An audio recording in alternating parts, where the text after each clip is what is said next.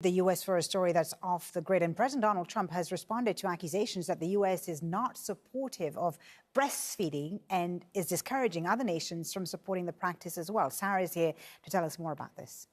Well, so much so that the Trump administration has even been accused of bullying smaller countries on global health resolutions related to breastfeeding.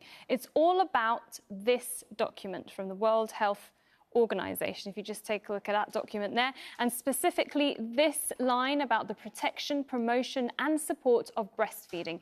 The US didn't want that included in the resolution, but you'll notice they didn't sponsor it. In fact, it was Russia that did.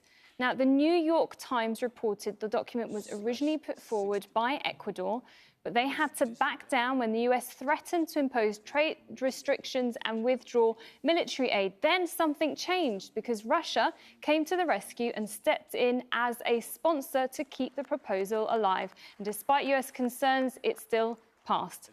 Now, this isn't the only time that the US has been accused of trying to shut down support for breastfeeding. You may have heard of Codex Alimentarius, and it's an international body under the United Nations which creates standards for most of the food that we eat. It held an executive meeting earlier this week, and Patty Rundle from the International Baby Food Action Network says the US delegation once again opposed language that protects breastfeeding and child health.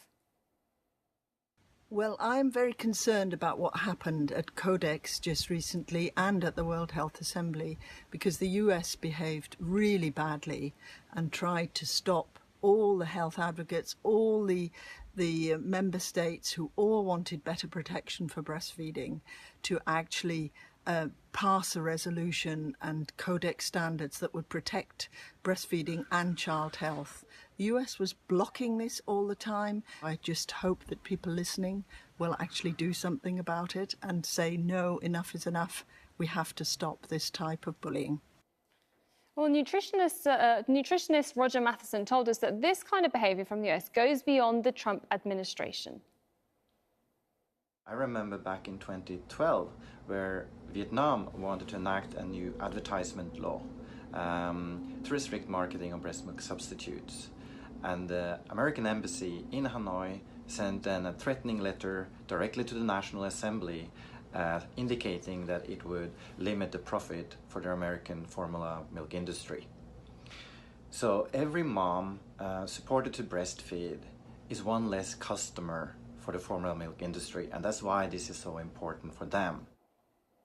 So what's going on? Well, Lucy Sullivan, head of the nutrition advocacy group 1000 Days, says it's all about public health versus private profit. She suggests that the US opposition to breastfeeding is connected to its support for the multi-billion-dollar baby formula business, which was just mentioned earlier, but which US President Trump doesn't agree to. He weighed in, tweeting that the US strongly supports breastfeeding, but we don't believe women should be denied access to formula. Many women need this option because of malnutrition and poverty. Now, nutrition advocates say the proposed resolutions don't deny women access to formula, so different to what he's saying, but they just ban marketing the products as equal substitutes for breast milk. Now, the World Health Organization says breastfeeding reduces the risk of diarrhea and lung diseases. And the WHO also says breastfeeding can prevent mothers from getting ovarian or breast cancer, as well as diabetes. And longer breastfeeding durations are linked to better performance in schools, which also lead to better jobs. Now, the WHO also says that countries lose more than $300 billion a year because of low rates of breastfeeding.